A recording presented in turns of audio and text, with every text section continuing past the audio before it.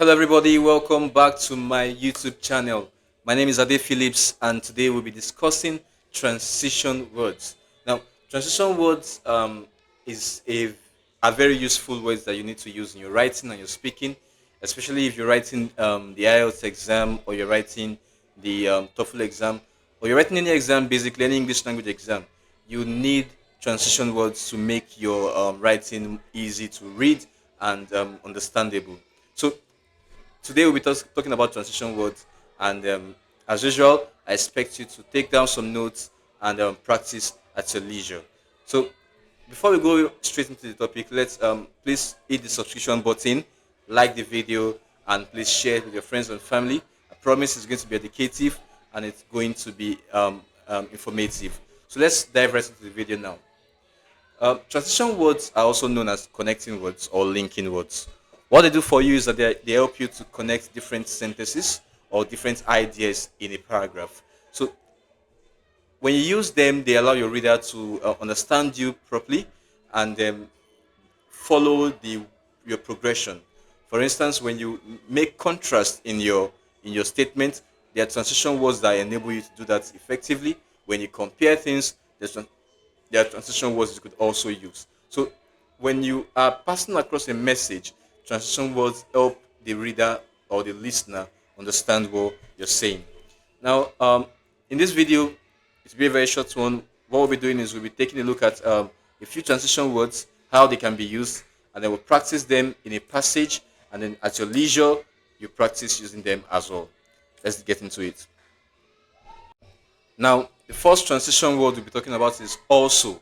Now, also is a general transition word that everybody knows. When you're talking, you say also I'd like to do this, also I'd like to do that, or plus, plus I'd like to do this, plus I'd like to do that. Now, but the problem is there are transition words that have become too common, and when you're speaking or writing, if you use them too frequently, it may seem boring. If you say also, also all the time, it may feel like you don't know, your vocabulary is not very broad, or that you don't know, you're not very good with using words. So what we want to do now is that we want to give you some other alternatives to also. We'll take a look at also, we'll take a look at but, take a look at, for example, in contrast. So let's take them one at a time. Also, another example for also is in addition, or additional, or furthermore, or in addition to this, or as well as. So you could say, also, I'd like to do this, or furthermore, I'd like to do this, or in addition to this, I'd like to do that, or moreover. So these are other ways to say also. Okay, you could also say not only but also. So you could say not only have I done this, but I've also done that. So instead of just using also, you could use that expression not only but also. So these are different ways to transition from. For instance, this I've been talking about um, transition words. And I could say also, another way to connect your sentences are through the use of conjunctions. So it also works there. So instead of saying also, I could say in addition to transition words, conjunction help as well. Or I could say furthermore, conjunction words are one of the ways to ensure coherence in your sentences. So try to ensure that you are flexible, or you make use of as many alternatives as possible. Then we also have but. Now instead of saying but, which indicates contrast, you could also make use of however. You could say however I'm not happy. Instead of saying but I'm not happy, you could say however I'm not happy. You could say nevertheless I'm not happy, or nonetheless I'm not happy. You could even say on the other hand. Instead of saying for instance, transition words are helpful, but they need a lot of practice for you to master them. So instead of saying that, you could just say transition words are very useful for speakers. On the other hand, they can be quite difficult to understand. So basically, you don't have to use but all the time. You could use however, you could use nevertheless, you could use nonetheless, you could use on the other hand, you could use although, you could use even though, you could use despite, in spite of, and all these indicate contrast. Now we also have in for example. Now instead of saying for example, you could say for instance, you could say such as, you could say what I mean is, you could say imagine or picture. Instead of saying for example I am here, you could just say picture this, I'm in a car. So you could just use different instances. You could say to illustrate, or to or for instance. So just ensure that you are able to use as many alternatives as possible. And you could use in contrast. Instead of saying in contrast, you could say otherwise. You could say conversely. Conversely is a nice one to use. Instead of saying in contrast, you could just say conversely. Conversely suggests that you have a broad vocabulary. Rather is quite basic, isn't it? But in a writing or in a speech where you're not concerned about sounding verbose, you're just concerned with not being too monotonous or too simple. So instead of saying in contrast all the time, you could use in contrast at times. You could use rather at times. You could use otherwise at times. Now, when you want to compare or you want to show that some things are the same, then you could say in the same way. In the same way, you could say similarly. You could say likewise. You could say correspondingly. So these are alternatives to in the same way. Now you could the alternatives to because would include due to the fact that, or since, or for, or as. So instead of saying because I'm happy, I will give you the money. I could just say since I'm happy, I'll give you the money, or due to the fact that I am happy, I'll give. So just have as many alternatives as possible. That's what we're trying to do here. Then there is so. Now this is one that I think every Nigerian should hear. Do you tend to say so all the time? If you're that kind of person, the best way to solve that is to have know as many alternatives as possible. For instance, instead of saying so, you could just say therefore. You could say consequently. You could say as a result. So instead of saying so, he decided to do that. So you could say as a result of this, he decided to do that. Or consequently, I had to do that, or I had to do this. So not all the time. So makes you sound very bad, especially when you are giving a speech. Don't say so too often. There are other words you could use to proceed, like consequently, furthermore, therefore. Have as many words as possible.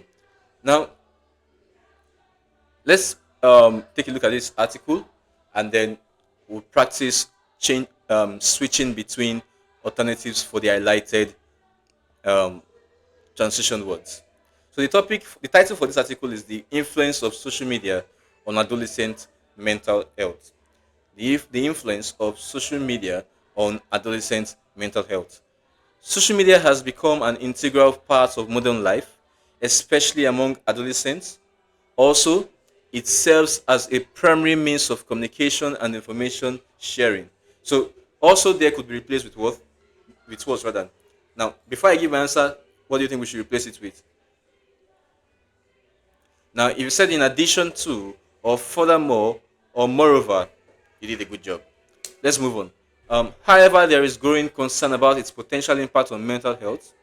Because of the increasing usage of social media platforms, it is crucial to understand how they affect young individuals' well being. Because they can replace to what? Give me your answer. But if you say what I said, you're wrong. Let's play that game. Don't say whatever I say. Because of the increasing usage of social media platforms, it is crucial to understand how they affect young individuals' well-being. My answer is due to the increasing usage of social media platforms. Now let's move on. Numerous studies have investigated the relationship between social media and mental health. For example, a study by Smith et al. What's your answer?